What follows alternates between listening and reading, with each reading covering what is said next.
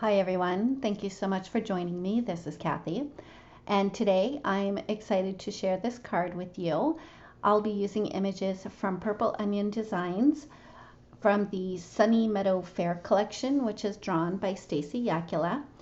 And I had this idea in my head, and I kept thinking about it and trying to figure out how I was going to get it down and turned into a card.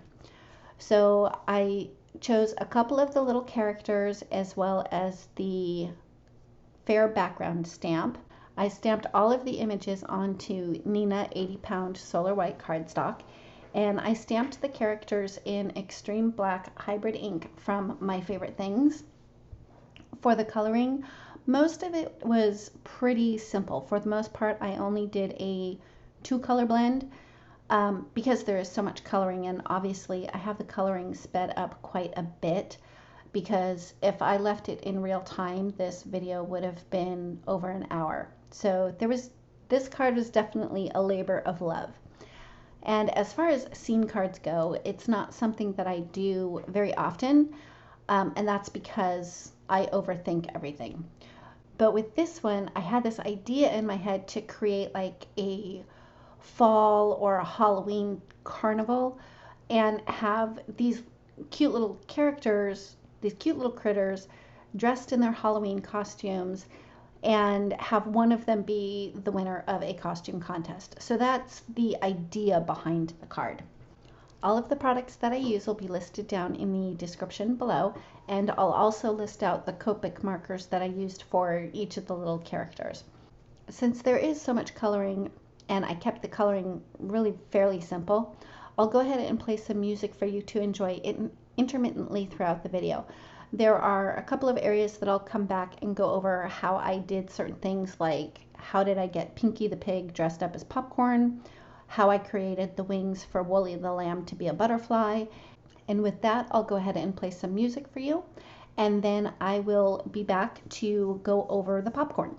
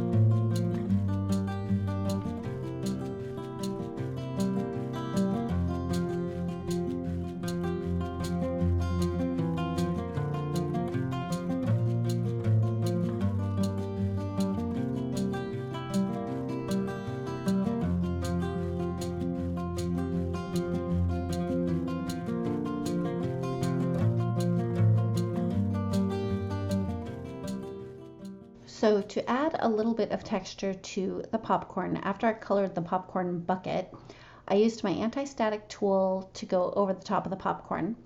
I did a couple of dots of glue using my Zig two-way glue pen, and then I coated it with my puff embossing powder from Hero Arts. And I heat set that first layer and it started to bubble up a little bit.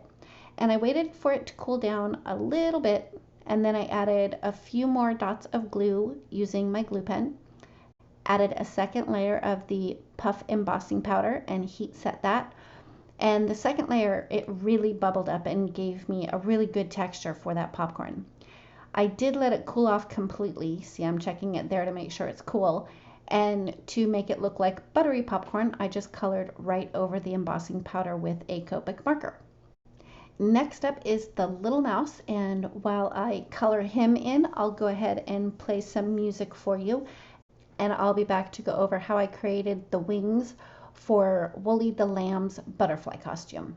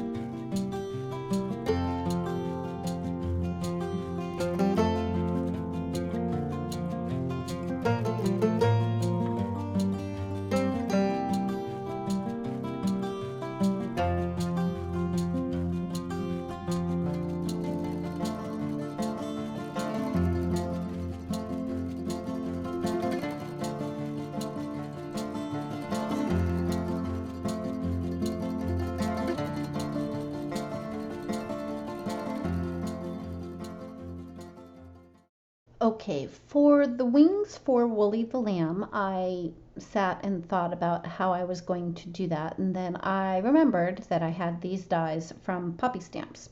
One of them is called the Posing Fairy, and one of them is called the Dancing Fairy.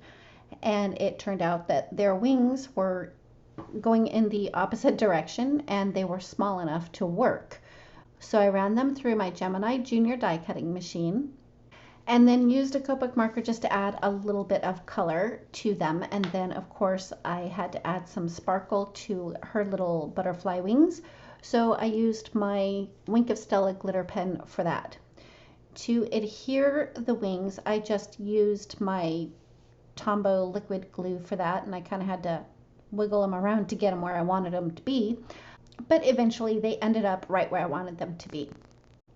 When I started to work on the background piece with that huge stamp, I did use cement gray hybrid ink rather than black ink, just so that I could kind of have it pushed further into the background. And I did cut a very rough mask for the bottom of the tents so I could do some ink blending for the grass. Then to do some sponging of ink to get a cloudy sky, I used the same mask and just cut out the top portions of the tents and the other little tents and trees on the other side. And to create the sky, the first thing I did was I just used a yellow sponge and did some very light dabbing of color over the whole sky. Then I brought in the cloud stencil and used a little bit more pressure with the yellow sponge so that I could get some really good layering and dimension on the sky. And then I flipped the stencil over so that I could have the straight edge at the very bottom so that I could fill in that bottom part with the blue ink. And next I removed the masks so I could start coloring those background images. And for the background, I didn't even do a two-color blend. I pretty much used one color for all of those images, mostly because I did want them to be, like I said, more faded and pushed back into the background. And when I chose the colors specifically for the tents and the Ferris wheel, I did choose purple, orange, and green just to keep with that Halloween feel or the autumn color feel. I just used really pale colors again to keep them pushed more into the background of the scene. With that, I'll go ahead and play a little bit more music for you while I finish up the coloring, and then I'll be back to finish up the card.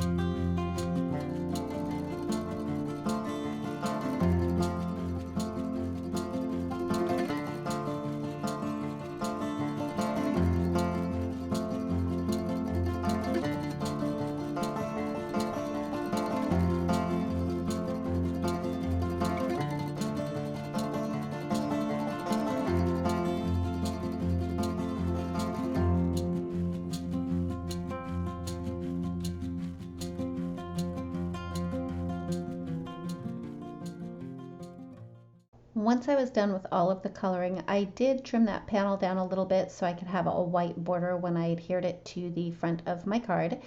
And the note card is a standard top folding A2 size note card. So for Pinky the Pig, to get him dressed up in his little costume, I used a water-based black marker just to go around the edges to clean up the not so perfectly cut areas. I used liquid glue to adhere the popcorn part to the top of his head, so he's wearing that like a little hat. And then I used liquid glue to also adhere the popcorn bucket part to his little body. Some of the areas when I had fussy cut the images, it was kind of hard to get into some of the smaller areas. So instead of trying to make myself crazy and get those areas cut out, I just used a marker very close to the color of ink I'd used for the grass and just kind of colored in those little white spaces, and you can't even tell. I added foam tape to the back of each of the little critters and adhered them to the front of the card. And then to ground them a little bit, I just added a little bit of shading using a gray Copic marker.